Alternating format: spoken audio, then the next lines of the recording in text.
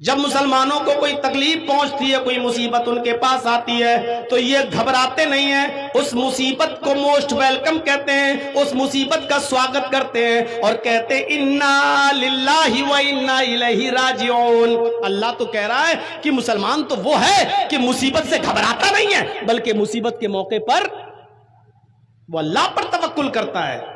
اللہ کے نبی جناب محمد رسول اللہ غار ثور میں ہیں، ابو بکر کہہ رہے ہیں کہ کافر ہمارے پہاڑی تک آ گئے، اللہ کے رسول اگر ایسے جھانک کر دیکھیں گے تو ہم پکڑ لیے جائیں گے۔ اللہ کے نبی گھبرائے نہیں۔ کتنی بڑی مصیبت جو محمد کو زندہ پکڑ کے لائے گا اس کو 100 اونٹ انعام دیے جائیں گے۔ 100 اونٹ کے لالچ میں لوگ پیچھا کر رہے ہیں محمد رسول اللہ کو پکڑنے کا۔ آپ جس غار میں چھپے ہیں اس غار تک پکڑنے والے کافر آ چکے ہیں۔ اگر جھانک کے نیچے دیکھ لیں تو اللہ کے نبی کی اس کا سر دکھائی دے جائے، لیکن اللہ نے ان کی آنکھوں پہ پردہ ڈال دیا، وہ اللہ کے نبی کو دیکھ نہیں سکے۔ اتنی بڑی مصیبت نبی کے اوپر، لیکن اللہ کے ابو بکر کہہ رہے ہیں اللہ کے نبی وہ ہمارے سر پر۔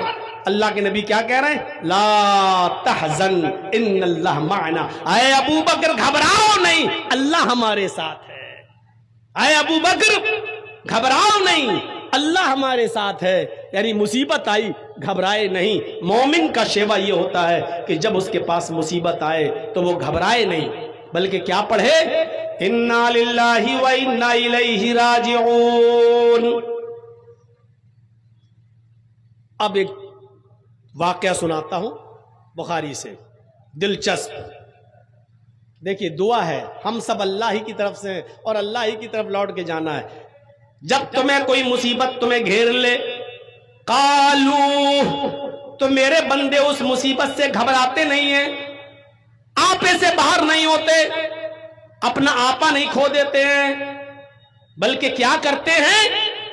اللہ کے بندوں کا کام کیا ہوتا ہے، مومنوں کا کام کیا ہوتا ہے؟ جب ان کے اوپر مصیبت آتی ہے، قالو، اس مصیبت کو پہنچنے کے بعد، اس مصیبت کو دیکھنے کے بعد ان کی زبان سے جملہ نکلتا ہے انا للہ و انا الیہ راجعون۔ ہم سب اللہ کی طرف سے ہیں اور اللہ ہی کی طرف ہم سب کو لوٹ کر جانا ہے۔ ہم سب اللہ ہی کی طرف سے ہیں اور اللہ کی طرف لوٹ کر جانا ہے۔